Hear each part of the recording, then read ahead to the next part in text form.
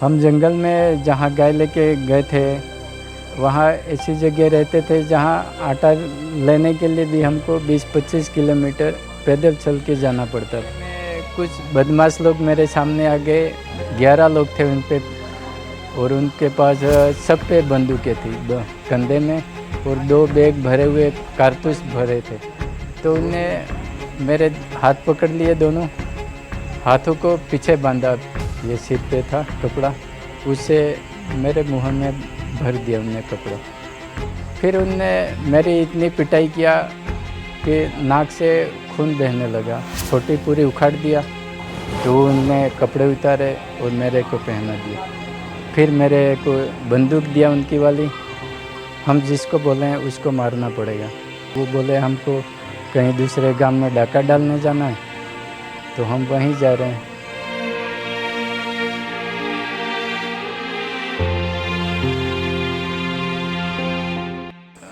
ये गौशाला अपनी 2000 में निवाई में खोली गई, जून महीने में।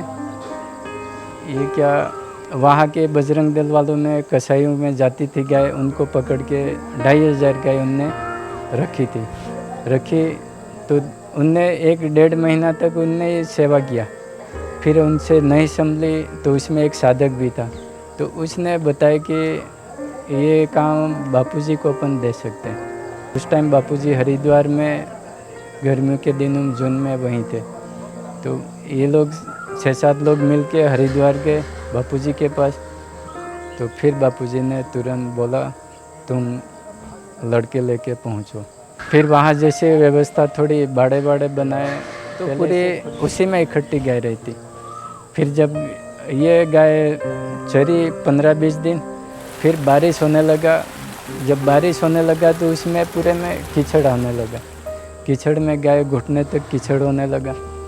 फिर वहाँ लोकल लोगों ने बताया कि ये गाय ऐसे तो रहेगी नहीं, इधर एमपी में एक सोपुर ज़िला है, वहाँ ले जाओगे तो वहाँ बड़ा जंगल है और गाय पल जाएगी। तो फिर अपन ने गाय यहाँ पे लाए सोपुर में।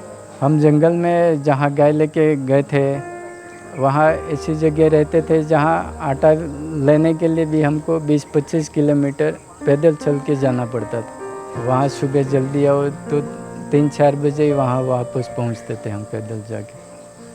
तो मैं आटा लेने आया था, आटा और कुछ सामान था, लेके मैं वापस गया था। वापस जाने के बाद मैं देखा चलो सामान तो रख दिया, थोड़ा गायों के सामने जाके आता हूँ कहाँ तक है गाय। तो मैं गाय ग्वाल लेके गाय चराने गए थे, उनके सामने थोड़ा ही दूर गया था, 200-300 मीटर दूर। तो इतने में कुछ बदमाश लोग मेरे सामने आ गए, 11 लोग थे उन पे, और उनके पास सब पे बंदूकें थी कंधे में, और 2 बैग भरे हुए कारतूस भरे थे। तो वो भी कम से कम 20-20 किलो एक थैले में थे। और एक वो न्यूज़ लेने के लिए वो रेडियो भी साथ में रखते थे। पुलिस का उनको भी डर रहता था, जंगल में रहते हैं। तो ऐसे समय में मैं पहुंचा, कम से 3-4 बजे होगी उस टाइम।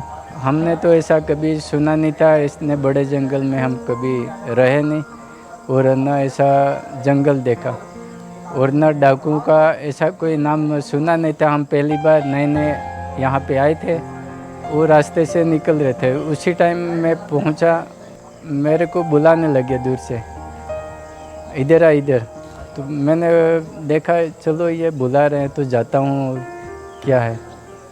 तो मैं जैसे उनके पास गया तो उनने मेरे हाथ पकड़ लिए, दोनों हाथों को पीछे बांधा। फिर मैंने आवाज़ लगाने की कोशिश किया, मन में तुरंत एक विचार आया कि हम तो 3 ही आदमी हैं, यदि मैं उनको बुलाता हूँ तो हम तीनों को मार के चले जाएंगे। तो मैं फिर उसी टाइम शांत हो गया कि अब बुलाना ठीक नहीं। फिर उनने मेरे को पीछे हाथ बांध दिया, और मेरे जैसे अभी साफ़ी बांधी ऐसे मेरे पास उस टाइम भी साफ़ी थी। ये सिर पे था कपड़ा, उससे मेरे मुंह में भर दिया उनने कपड़ा भर के। वो फिर चलते गए।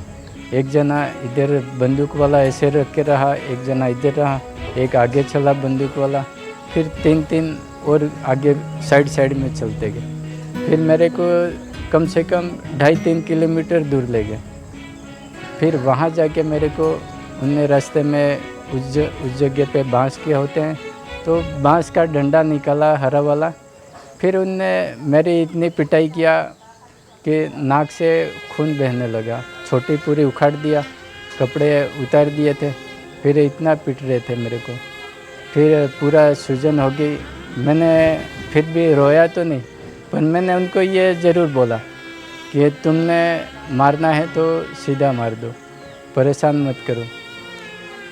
फिर पूछने लगे तुम हमारी सीआईडी करने आए हो, तुम यहाँ के तो हो नहीं, तुम्हारी भाषा भी ऐसी नहीं है, तुम हमको पकड़वाने के लिए आए हो सीआईडी करने। तो उनको भ्रम था ये। तो मैं बोला भी बापूजी की गौशाला है, यहाँ हम गाय लेके आए हैं चराने के लिए। तो वो बोले हम तो बापूजी को जानते हैं, उनकी गाय ऐसे जंगल में थोड़ी आएगी, तू झूठ बोल रहा है। फिर पीटते थे बराबर। जब मैं बोलता बहुत हो गया, अब लग रहा है मेरे को, तो बोले लग रहा है, ऐसा बोलता है, फिर मारने लगते। फिर अब लगा क्या, फिर मेरे को उनको बोलना पड़ता, नहीं लगा। तो फिर वो बोलते अभी तक तेरे को लगा ही नहीं, तो फिर मारने लगते थे। अंधेरा होने लगा। फिर बोले तो हमारे साथ रह ले, मैं बंदूक तेरे को दे रहा हूँ, हम जिसको बोले हैं उसको मारना पड़ेगा। फिर उसने एक ने अपने कपड़े उतारे, वो खाकी टाइप में काले टाइप में होते थे, सबके एक जैसे ही कपड़े होते हैं, तो उनमें कपड़े उतारे और मेरे को पहना दिया। फिर मेरे को बंदूक दिया, उनकी वाली बंदूक को पकड़ा है। फिर बोले ये ऐसे घोड़ा दबाना है और ऐसे इसको चलेगी। तो मैंने बोला ठीक है, चला लूँगा। दूसरा आदमी उनका बोलने लगा ये तो हमने इतना मारा, एक बार भी रोया नहीं है, यदि हमारे साथ रहा, कहीं रात में मार के चला गया अपन कोई, तो दिक्कत आएगी। फिर उनने कपड़े उतार लिए और बंदूक वापस ले लिया अपना। वो बोले हमको कहीं दूसरे गांव में डाका डालने जाना है, तो हम वहीं जा रहे हैं, अब तू ऐसा कर, तू चला जा और पीछे मुड़ के मत देखना, पीछे मुड़ के देखा तो गोली चला देंगे। तो मैं फिर निकल गया। जहाँ हम रहते थे वहाँ पहुँचा, तो उस टाइम ठंडी के दिन थे, तो मैं जाते ही कंबल पड़ा था, ओढ़ लिया। तो मैं इसलिए नहीं बता रहा था, मैं बता देता कि मेरे को उन लोगों ने पकड़ा और ऐसे ऐसे हुआ, तो ग्वाल हैं वो भाग जाएंगे।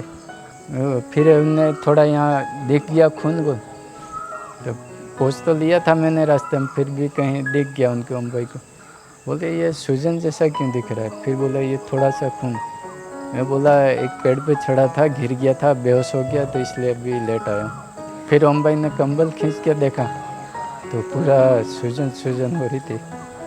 फिर वो भी घबरा गए। 4 ग्वाल तो सुबह ही चले गए उसी दिन, हम ऐसे जंगल में नहीं रुके। फिर मैं सोपुर आ गया, फिर डॉक्टर से दवाई करवाई। हमारे साथ और भी लोकल मारवाड़ी लोग थे, तो उनके सहयोग से करते रहे। बाकी फिर धीरे धीरे वापस मजदूर लाए, फिर गए आगे बढ़ा दिया।